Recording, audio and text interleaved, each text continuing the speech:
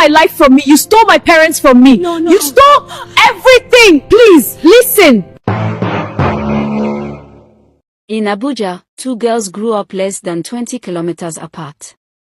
Yet their lives could not have been more different. Amora lived in a cramped one-room apartment behind a row of mechanic workshops in Garki, Abuja. Her mother sold cooked food by the roadside. Her father washed cars and sometimes drove Kiki when luck came his way. Their house leaked when it rained. Power rarely stayed. Amora woke up before sunrise every day. Helped her mother cook. Clean plates. Walked long distances to school. Studied under torchlight. Despite her father despising her, her mother had nothing but gave her respect, discipline, and prayers. On the other side of Abuja was Lara. She lived in a duplex in Maitama. Security guards. Housemates. Private drivers. Her parents were influential, business and political connections. Lara never washed a plate. Never took public transport. Never waited. From childhood, she was taught, "You are better than others." And she believed it. Both girls got admission into the same prestigious university in Abuja. The university gates opened before sunrise, but by 7 a.m., the campus was already alive, luxury cars, loud laughter, perfume in the air, and confidence dripping from students who had never been told no. Amora arrived alone. She stood at the gate clutching her admission file, her scholarship letter folded neatly inside. Her shoes were clean but old. Her clothes simple, ironed carefully by her mother the night before. She paused, took a breath, and whispered to herself, "This is my chance." A black SUV pulled up behind her. The door opened. Lara stepped out. Designer bag. Perfect hair. Phone pressed to her ear. Two girls rushed to her side like loyal guards. "Lara, this place is already boring," one of them laughed. Lara smiled arrogantly and scanned the crowd. Her eyes landed on Amora. She frowned. Not because Amora was loud, but because she didn't look impressed. Inside the registration hall, students formed long lines. Amora joined quietly.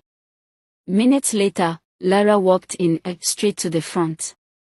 "Move," Lara said casually, pushing past people. When she reached Amora, she stopped. She looked Amora up and down. "Are you lost?"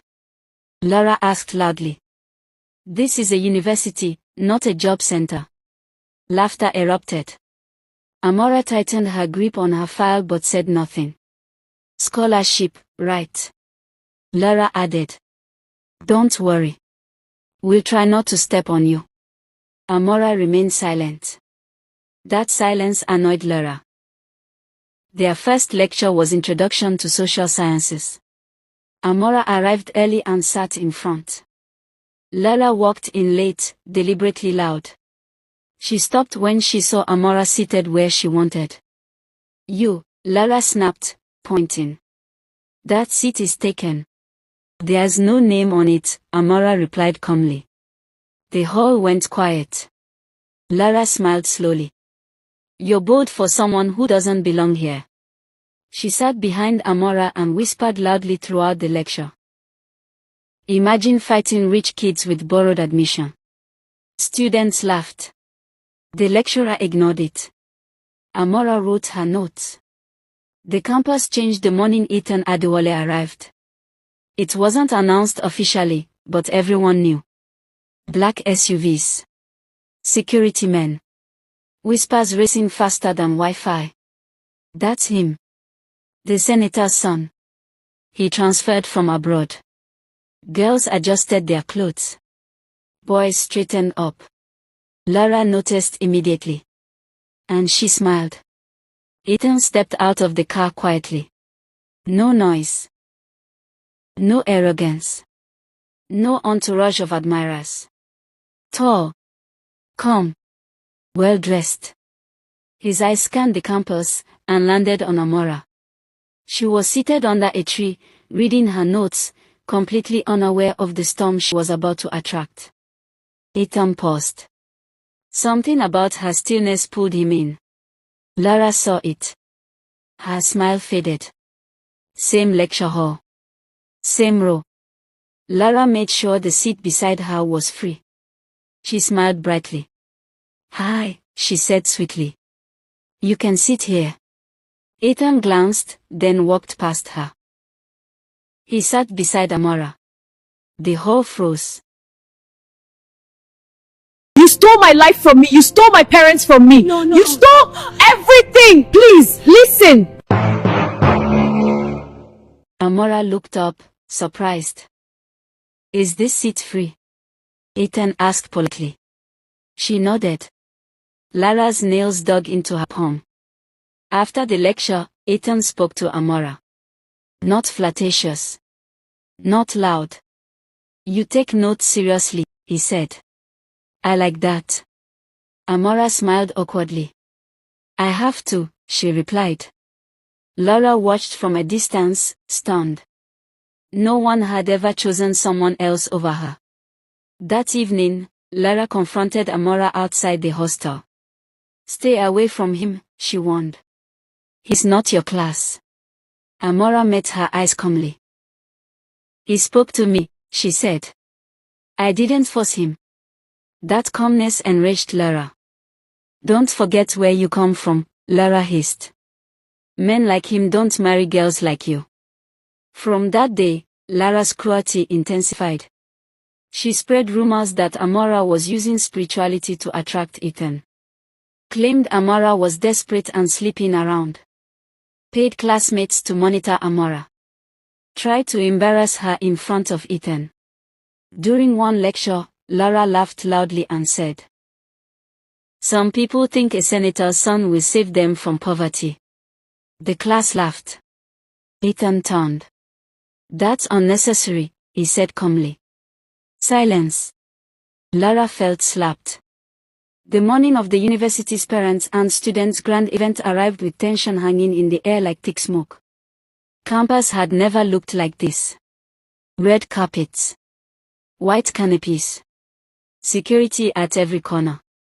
This was not just a celebration. It was a display of status. Amora arrived early. Her mother held her hand tightly, eyes shining with pride. She wore a simple lace dress, modest, neat, dignified. "My daughter," her mother whispered. "I'm proud of you." Amora smiled softly. Behind them walked her father. His face was dark. He hated events like this. Places where lies could collapse. He adjusted his cap nervously, scanning faces. He avoided looking at Amora. Minutes later, a convoy of luxury cars pulled in. People turned. Phones came out. Lara stepped out like she owned the ground. Her mother wore diamonds. Her father smiled confidently, greeting dignitaries. Lara spotted Amora immediately. She leaned toward her mother. "That's her," she whispered. "The poor girl I told you about." Her mother glanced dismissively. "Ignore her. People like that know their place." Amora heard nothing. But her father did. And his stomach twisted. Then the atmosphere changed. A black SUV pulled up. Security tightened.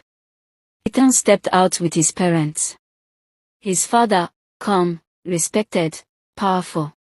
His mother, graceful, observant. Whispers rippled through the crowd. "That's the senator.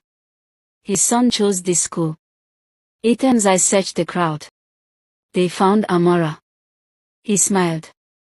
And walked toward her. Ethan greeted Amora's mother respectfully. "Ma, you raised a remarkable daughter." Her eyes filled with tears. Amora's father stiffened. This was a world he didn't belong in. Then Lara struck.